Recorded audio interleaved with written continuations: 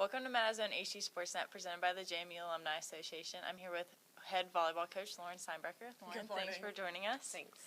A recap of the last weekend on the road with a win against Elon and then a win against William and Mary in 5 sets, moving the team to 4-0 in conference play. Talk a bit about the team's performance. Yeah, anytime you go on the road in the CAA, it's going to be a battle. And this year especially, there are so many 5-setters in conference this year. It's crazy.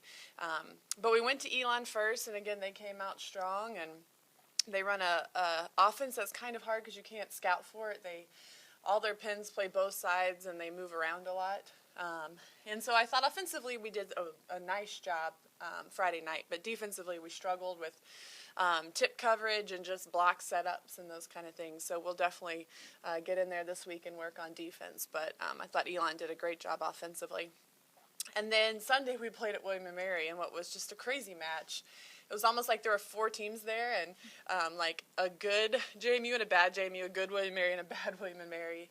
And depending on what side of the net you were on, you were either really good or really bad.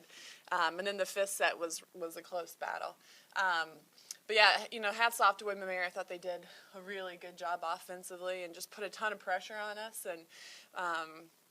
And I think it's a great opportunity for us to go back and watch film and show the team and see a lot of places that we can continue to improve this year.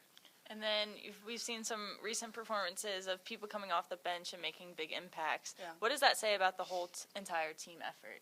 I think that's the reason that we're having so much success this year is because our entire team is good. And, what we do in practice is sometimes more difficult than what we do in matches.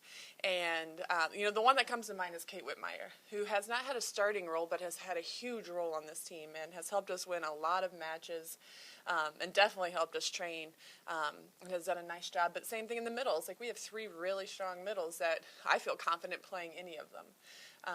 And servers and DSs, and it goes down the line. And like I said, I think without that, we wouldn't have had the success that we've had this year because they come off the bench and they give us a ton of energy and execution. And then in practice is where it's really evident because they're making us better every day. And they're pushing our starters are pushing them. People are coming in for extra reps, and it's just a really good environment this year. Then you touched on it a little bit, but the team is off to the best start that they've had, 14-3 record since the year 2000. What makes this team different and so successful? Honestly, it's the people. I think we've had teams with a lot of talent in the past, but the group of people, they're willing to do what's best for the team. They enjoy being around each other, competing for each other and with each other. They work hard. They are focused and determined to try and get a ring this year. And so I think that all those intangibles come together to create the success that they've had. Obviously, they're talented. And the other thing, I think our leadership's so good this year. Between our captains and our seniors, there's just a lot of good things going on off the court, which helps with what we do on the court. And then looking ahead, the team is back in action this Friday and Sunday, both at home, taking on Northeastern on Friday and then CAA defending champions Hofstra. What are you expecting from these 2 teams? Tough battles. I'm glad we're at home. I love playing at home. It's just a weird year. Northeastern, their record isn't great in conference, but they've played 2 5-setters that were so close to beating UNCW and Hofstra.